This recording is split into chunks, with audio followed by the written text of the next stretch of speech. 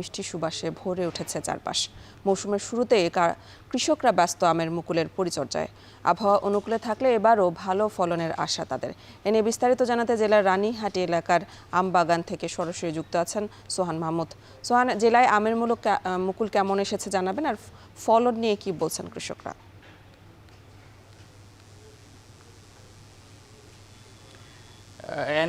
আমের রাজ্য এই চাঁপাইনবাবগঞ্জ। এখানকার বেশিরভাগ মানুষের আসলে পরিবারের আয়ের উৎস হচ্ছে এই আম। এখানকার অর্থনীতিও টিকে থাকে এই আমের ওপর নির্ভর। এখন যে বাগানটিতে আমরা দাঁড়িয়ে আছি এটি খিরসাপাত আমের বাগান। আমরা দেখতে পাচ্ছি এখানকার বেশ কিছু আম বাগানে কিন্তু ইতিমধ্যেই মুকুল আসতে শুরু করেছে। মুকুলের মৌ মৌ গন্ধে ভরে উঠেছে চারপাশ। এখানকার কৃষকরা ব্যস্ত সময় পার করছেন এই এলাকার যতগুলো আম বাগান আছে সবগুলোর পরিচর্যায়। তারা বলছেন এখন যদি পরিচর্যা না করা যাবে, নষ্ট হলে আসলে আম আমের ভালো ফলন হবে না, এতে তারা ক্ষতিগ্রস্ত হবেন।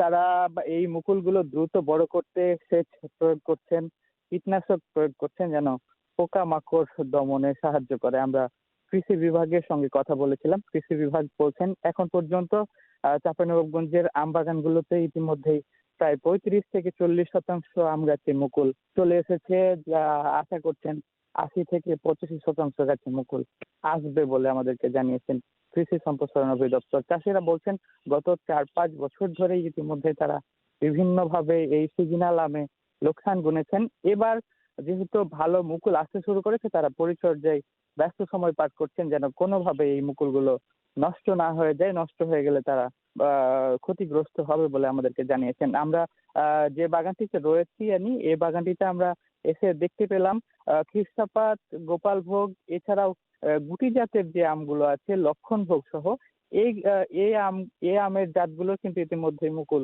বড় হয়েছে। আমরা দেখতে পাচ্ছি মুকুল গজাচ্ছে মাত্রই আশি না রয়েছে। এই চাঁপাইনবাবগঞ্জে প্রায় 4 লাখ মেট্রিক টন আম উৎপাদন হয়।